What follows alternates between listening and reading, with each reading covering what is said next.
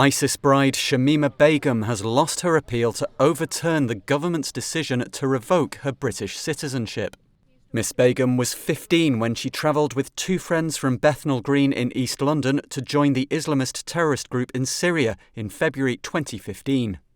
Just 10 days after arriving in Raqqa, Miss Begum married Dutchman Jago Riedijk, with whom she had 3 children, all of whom died from malnourishment or disease.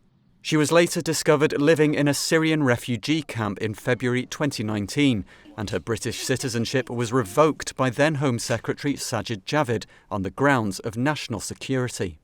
The decision was deemed only permissible under international law if it did not leave her stateless.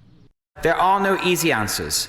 I must also think about future conflicts and the precedents that we set. I don't want any more children brought into a war zone because their parents think that they will automatically be bailed out no matter what the risk. Miss Begum, now 23, mounted a legal challenge at the Special Immigration Appeals Commission, arguing that the Home Office had a duty to investigate whether she was a victim of human trafficking.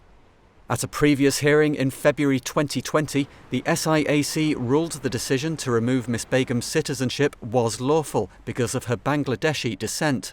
At a fresh hearing in November 2022, her barristers said she had no practical right to Bangladeshi citizenship and the authorities there would not allow her to enter the country. Giving the decision of the tribunal today, Mr Justice J concluded that there was credible suspicion that Miss Begum was trafficked to Syria for sexual exploitation, but that did not compel the Secretary of State to facilitate her return to the United Kingdom.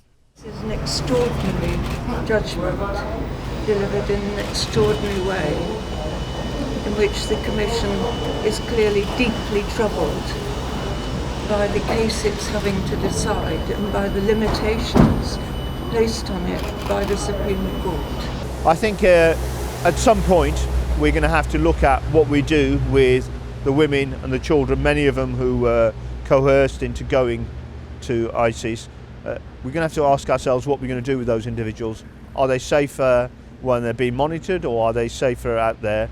And a lot of the European countries have now taken the view that they will be repatriating people back to their countries. The Home Office today welcomed the SIAC's decision, and security services continue to assess that Miss Begum poses a risk to national security. Thank you very much. Miss Begum's legal team say they will challenge the ruling.